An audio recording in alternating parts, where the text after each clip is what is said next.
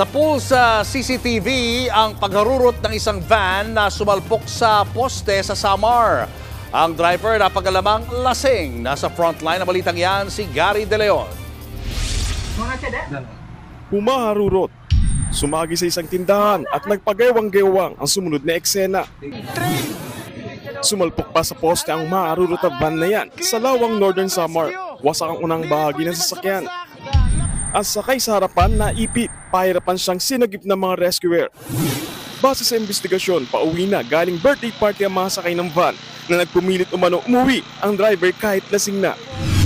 Sa bayan ng Mondragon sana sila uuwi pero dahil sa kalasingan napunta sila sa bayan ng Lawang. Si driver, hindi niya na nakontrol yung manibela dahil po sa nakainom siya. Agad po siyang bumangga naman dun sa isang tindahan po. At yun po, direkta po siyang tumama dun sa poste po. Ilang residente rin na nasa gilid ng kalsada noon ang nadamay.